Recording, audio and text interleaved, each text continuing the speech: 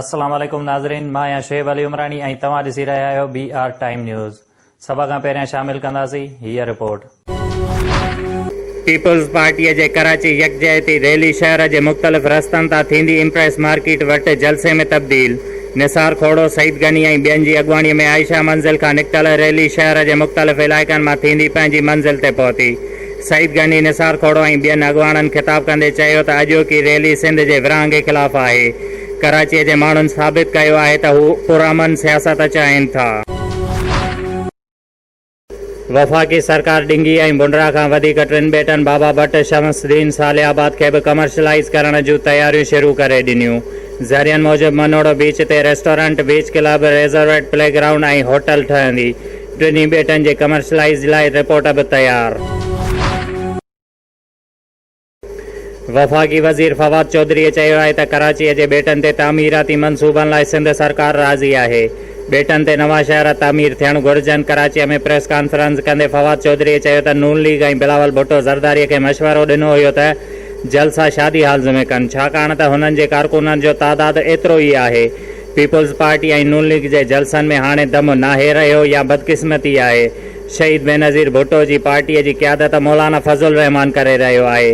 Peoples party ऐं नून league कारकुन मौलाना जे क़यादत हेठि कमु करण ते नाराज़ आहिनि।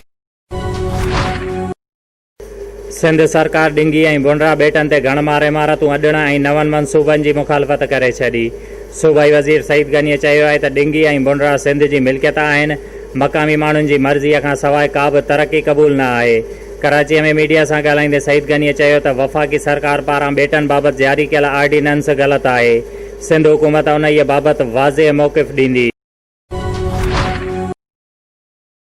सिंध जे बेटनि ते वालार ख़िलाफ़ धरती धणी रोडनि ते निकिरी आया। अवामी तहरीक जे कराचीअ में रीगल चौक खां प्रेस क्लब ताईं रैली। औरत कारकुननि जो वॾो अंगु रैलीअ में शरीक। सिंध जे बेटनि ते कब्ज़ो नामंज़ूर जा नारा। मुज़ाहिरनि चयो आहे त डिंगी ऐं बुंडरा बेट सिंध जी मिल्कियत आहे। बेटनि ते घण घुर इमारतूं ऐं ॿिया मनसूबा अॾण बाबति आर्डीनेंस वापसि वरितो वञे।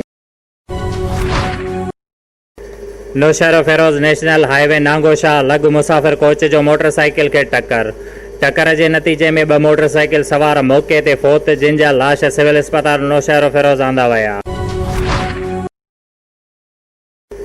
सकरंड अल ख़िदमत फाउंडेशन जे तरफ़ खां ग़रीब ऐं मिसकीन बरसात मुतासिरनि में ख़ुश्क राशन 50 ख़ानदाननि में विरहायो वियो। जंहिं मौक़े ते अल ख़िदमत फाउंडेशन सकरंड जे सदर चयो त हिन सूरत हाल में असां ग़रीब ऐं मुस्तकीन खे राशन ॾिनो ऐं उन्हनि खे पंहिंजे पेरनि ते बीहारण जी भरपूर कोशिश कंदासीं। जंहिं में जमायत इस्लामी सकरंड जे नाइब अमीर आशिक़ हुसैन पठान, तौसीफ़ रहमानी, अनवर राजपूत ऐं ॿियनि पिणु शिरकत कई। दरिया खान मरीअ में सहुरे पारां नुंहं खे तशद्दुद जो निशानो बणायो वियो। मुतासिर औरत जो चवणु आहे त सहुरे ऐं मुड़ुस मुंहिंजे मथां पेट्रोल हारे मूंखे साड़ण जी कोशिश कई।